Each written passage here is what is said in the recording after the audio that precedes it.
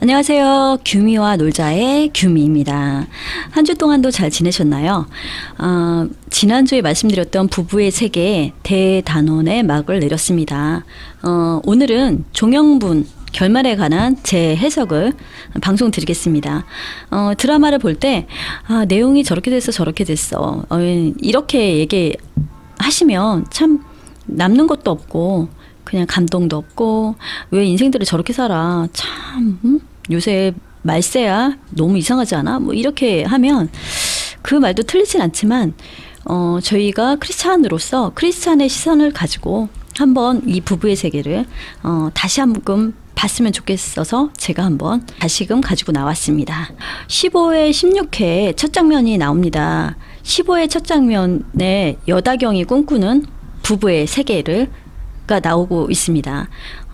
남편하고 너무 사이 좋고 행복한 가정, 또 아이와 함께 밥을 먹으면서 나는 이렇게 행복해. 앞으로 우리 가정은 이렇게 될 거야. 우리는 이렇게 쭉 행복하게 될 수밖에 없어. 이런 자신감을 가지고 말을 하고 있죠. 근데 그 다음에 바로 현실이 깨지는, 그랬는데 그렇게 됐어야 했는데 이게 무슨 말이지? 어떻게 된 거지? 뭐 이런 내용들이죠. 16기에서는 지선우가 꿈꾸는 가정이 나와 있습니다. 남편이 퇴근을 해서 들어와서 있고 아이와 대화를 하고 오늘은 무슨 일 있었어? 영화사 뭐 어떻게 됐어? 잘 되고 있는 거야? 아이한테 공부는 잘 되고 있니? 뭐가 어려워? 그러면서 얘기를 다정다감하게 나누죠. 부부가 앉아서 오순도순 얘기하고 뽀뽀해주고 또 부인이 나를 지선우가 나를 사랑해 뭐 이런 애정이 넘치는 가정이죠. 근데 그 다음 장면에서 바로 가정이 깨지는 그런 장면이 나옵니다. 사람은 기본적으로 하나님이 주셨던 가정이 있었기 때문에 아름다운 가정을 꿈꾸고 아름다운 가정을 사랑하고 갖고 가려고 하는 그런 본능이 있습니다. 그런데 그 본능이 깨지게 되고 깨지면서 그 속에서 아픔과 상처들이 나오게 됩니다. 여다경은 굉장한 충격을 받게 되죠. 그런데도 불구하고 상대방 아이를 계속 봤잖아요. 준영이를 보니까 방황하고 일어서지 못하고 아파하고 하는 걸 봤습니다. 이 아이가 또 정신과 치료도 받았잖아요. 이런 거 보면서 나는 부모로서 내가 그래도 책임질 거야. 우리 아이 정말 준영이처럼 그렇게 아프게 키우지 않을 거야. 나는 이 가정을 꼭 지켜야지 라고 생각을 했습니다. 근데 어떻게 됐을까요?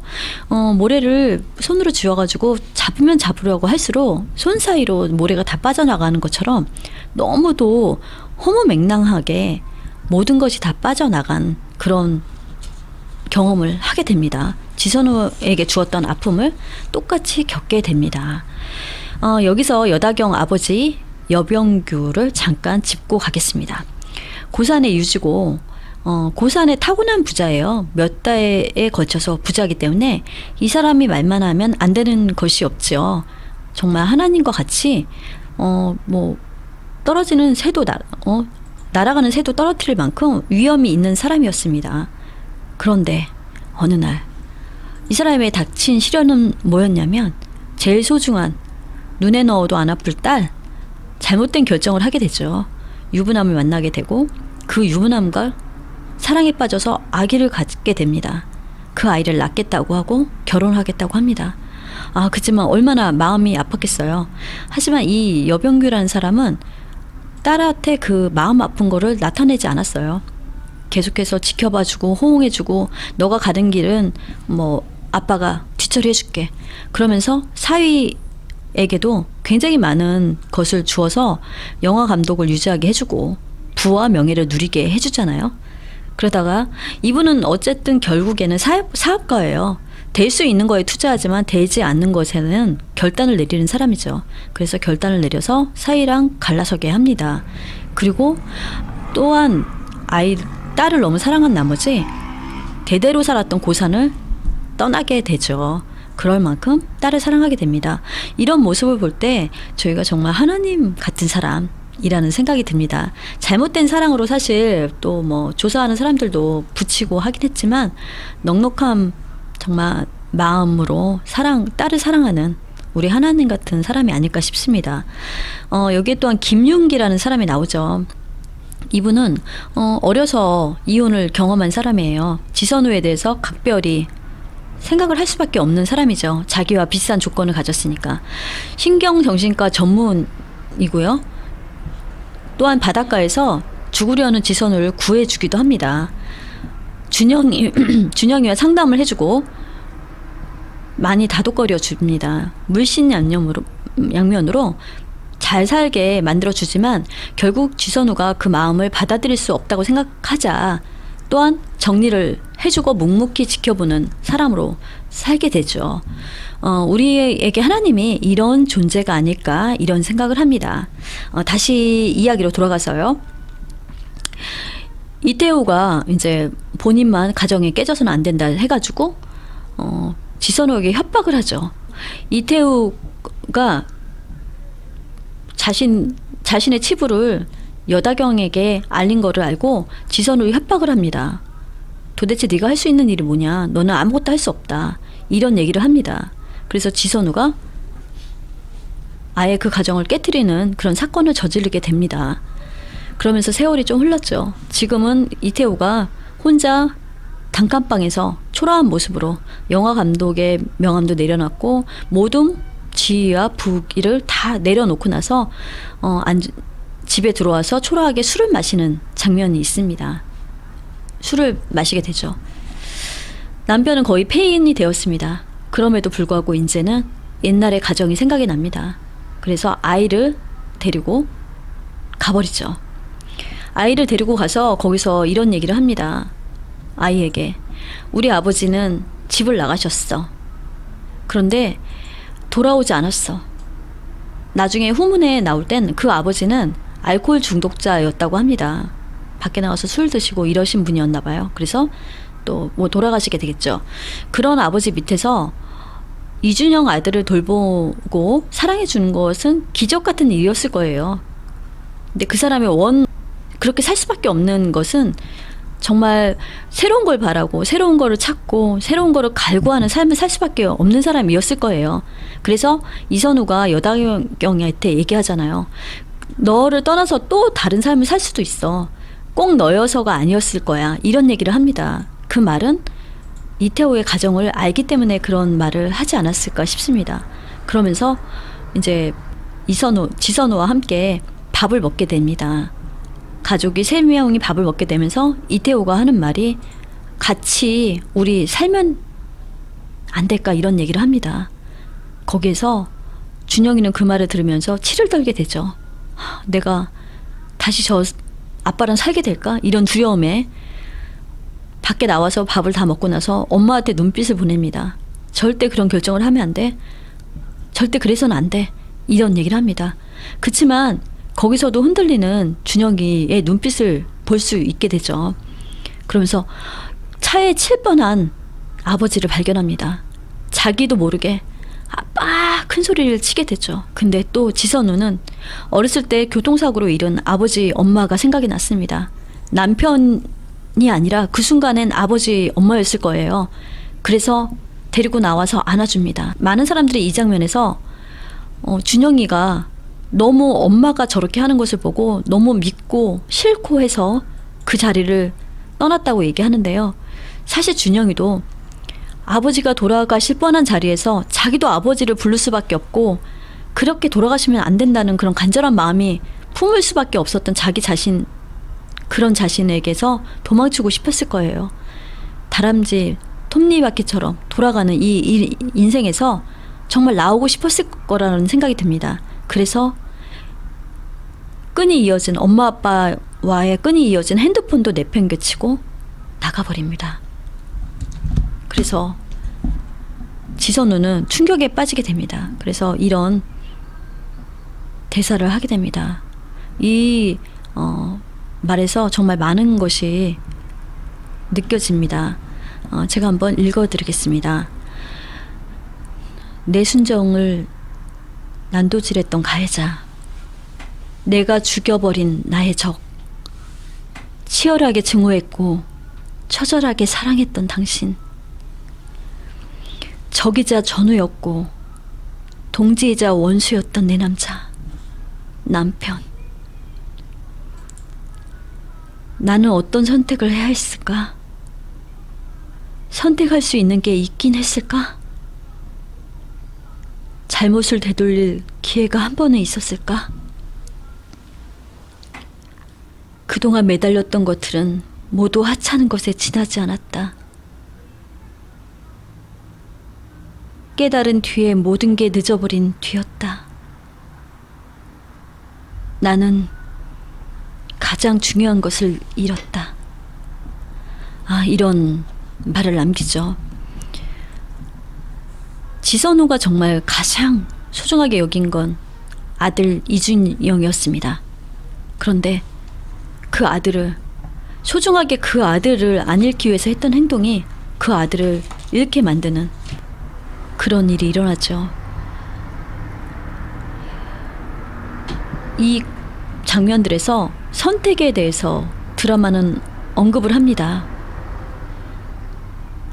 하지만 지선우 입장에서 공을 잡으려고 공만 보고 뛰는 사람처럼 아들을 놓치지 않으려고 안가림을 써버린 거죠. 거기서 이제 자기 각자의 사람들이 나와서 자기의 선택에 대해서 얘기를 합니다. 먼저 최 회장 아내가 나와서 얘기하죠. 자연스럽게 물 흘러가듯이 그렇게 선택은 할 수 없었냐는 얘기를 합니다. 최 회장 아내는 최 회장이 바람을 폈어요. 그런데 그거를 덮어주고 건물을 받기로 결정을 하고 다시금 그 최 회장하고 사는 길을 선택하죠. 본인이 선택했던 그 물 흐르는 것 같은 그런 삶을 권하지만 사람의 입장과 상황과 상처는 같지 않기 때문에 그런 선택을 할 수 없었죠. 아이를 빼앗길 수도 없었지만 이태호에 대해서 받은 상처가 너무 크잖아요. 너가 할 수 있는 일이 없어. 사실은 지선우라는 분이 얼마나 큰 일을 해낸 사람이냐면 17살에 엄마 아빠를 잃었어요. 잃었는데도 불구하고 병원의 부원장까지 되기까지 얼마나 큰 노력과 많은 피나는 이를 악물고 공부를 하고 그걸 이루어냈겠어요. 그리고 벌이 없는 남편을 가지고 갈 만큼, 그 다음에 아이를 많은 공부를 시킬 만큼 그렇게 성공한 사람이었어요. 자신의 힘으로 모든 걸 할 수 있다는 자부심이 가득 찬 사람한테 너는 할 수 없어. 너까지 할 수 있는 게 뭐야? 너는, 그러면서 치욕적인 말을 쏟아냅니다. 그거에 분노하지 않을 사람은 세상에 어디도 없을 것 같습니다. 그래서 이런 이태호를 복수 아닌 복수를 해준다고 하다가 아이를 뺏기게 되는 이런 결과를 낳게 됩니다. 또한 고혜림 씨가 나오죠. 자신의 남편과 다시금 합쳐서 재밌게 살아보려고 했습니다. 그런데 남편이 변한 건 알겠는데 자꾸 의심하는 자기, 안 하려고 하는데 자꾸 의심이 되고 생각이 거기로 쏠려서 자기 삶을 제대로 살 수 없는 본인을 발견하게 되죠. 그러면서 그 부부 관계를 놔버립니다. 이 장면에서는 카페를 경영하게 되면서 나오죠. 언니 용서해. 무엇보다도 본인 자신을 용서했으면 좋겠어. 이런 얘기를 합니다. 본인도 본인이 용서가 안 되는 부분이 있었을 거예요. 남편을 용서하고 잘 살고 싶었지만 그럴 수가 없었던 본인도 용서가 안 됐을 겁니다. 남편을 용서하지 못해서 오는 벌은 보고 싶음, 함께하고 싶음 이런 거였겠지만 카페를 하면서 이겨나갔어요. 괜찮아. 이러고 나니까 좀 괜찮은 것 같아. 이런 말을 해주고 싶었을 것 같아요. 또한 맨 마지막 하동식 씨의 전의 모습은 정말 너무 엉망이었죠. 정신분열증이 있는 사람이었고 유일하게 이 사람의 말을 들어줄 수 있는 사람은 지선우 한 분밖에 없었어요.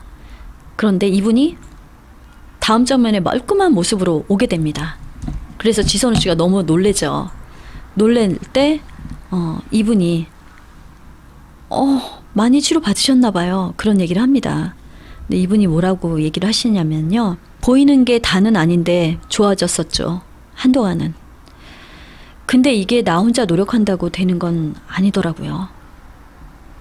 안심하는 순간 훅 하고 뒤통수 맞는 게 인생이잖아요. 산다는 건 불안의 연속이죠. 안 그래요, 선생님? 잠시 잠깐 자기 위한 삶일 뿐이지. 알고 보면 사람들은 남의 불행에 관심이 없어요. 외로운 자신을 얘기합니다. 변하려고 노력하지만 끝까지 변할 수 없는 인생에 대해서 말하는 씁쓸한 장면을 이야기합니다. 여기서 저는 지선우가 얘기한 이 대사에 대해서 한번 짚고 넘어가고 싶습니다. 고혜림 씨가 누굴 용서하라고 할 때 지선우 씨가 얘기합니다. 용서란 오만한 일이라고 생각한다고. 모든 상황을 내가 규정짓고 심판하고 책임지겠다고 생각하는 오만, 그것을 내려놓는 것만이 자신이 할 수 있는 최선이라고. 본인이 키를 잡고 가고 있는 인생 같죠. 지선우는 열심히 산 만큼 본인이 다 하고 싶어 했어요. 장면에 보면 준영이가 전화를 받죠. 전화가 왔어요. 어떤 전화인지 알고 싶어 해요. 누구한테 전화 왔니? 말은 안 하지만 확인하고 자신의 방으로 돌아가는, 그죠? 또한 뭐 남편에게도 또 그런 것이 발휘됐을 거라고 생각을 합니다. 자신이 알아서 자신의 심판을 하고 자신이 판단 내리고 모든 사람을 자기가 좌지우지해야 된다고 생각했던 모든 거를 내려놓는 것만이 최선이라고, 그것만이 본인이 할 수 있는 게 아니라고 생각을 합니다.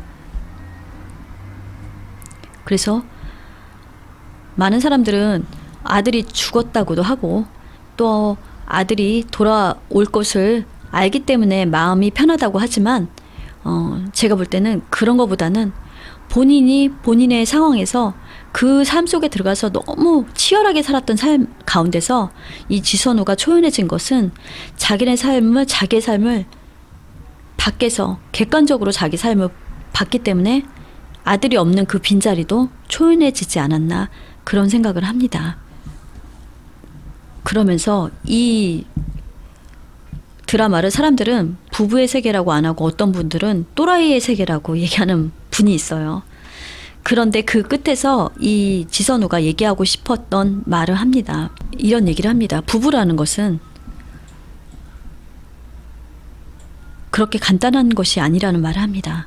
삶의 대부분을 나눠 가진 부부 사이에 한 사람을 도려내는 일이란 내 몸을 내줘야 한다는 것, 그 고통을 서로에게 고스란히 이어준다는 것, 부부간의 일이란 결국 일방적인 가해자도 완전 무결한 피해자도 성립할 수 없는 게 아닐까. 부부에 대해서 이렇게 정의를 내립니다. 어찌 보면 성경적인 말이 아닌가 싶습니다. 다른 한 몸이 만나서, 다른 몸들이 만나서 한 몸을 이루었어요. 헤어짐이란 그 몸을 또한 도려내는 것 같은 아픔은 없을 수 없다는 말입니다. 내가 피해자요. 저는 너무너무 힘들었어요. 하지만 완전 무결한 피해자도 가해자도 없다고 얘기를 합니다. 이것에서 많은 사람들이 이 또라이의 세계를 보면서 뭘 느껴야 돼? 막 이렇게 얘기하지만 저는 결론을 보면서 그렇게 생각을 했어요. 부부의 세계, 불륜의 세계라고도 하는데 부부가 살다가 불륜을 저지르고 유혹에 넘어가는 이 모든 것이 정말 많은 사람들은 아무것도 아니라고 생각을 하지만 그 속에서 자라나는 아이들에게 주는 상처, 그런 상처는 고스란히 아이들 삶 속에 묻어 있다는 거. 준영이가 쳇바퀴듯 도는 그런 삶이 싫어서 도망친 것처럼 내 인생도, 준영이도 본인의 인생에서 도망치고 싶었겠지만 그것이 그렇게 마음대로 되지 않잖아요. 저희가 김희애가 말한 대사에서 내 마음대로 선택하고 내 마음대로 저울질하고 내 마음대로 파괴하고 그렇게 했던 모든 것에서 이 드라마를 보면서도 내려왔으면 좋겠습니다. 모든 키를 주님께 드리고 맡기고 기도하고 그분과 함께 가는 삶이 부부를 지키고 가정을 지키고 저희 자신도 행복해지는 그런 길이 아닐까 한번 생각을 해보았습니다. 여러분은 드라마를 어떻게 보셨나요? 제가 풀어드리는 게 제가 풀어드리는 게 조금 여러분께 도움이 되고 좋은 그런 풀이가 되었으면 좋겠습니다. 조금이라도 여러분들 삶에 0.00001이라도 이 말이 도움이 되고 함께하는 말이었으면 좋겠네요. 오늘까지 부부의 세계 보내드렸는데요. 이후에 또 좋은 드라마로 여러분을 찾아뵙도록 하겠습니다. 지금까지 함께해 주셔서 감사합니다. 규미였습니다.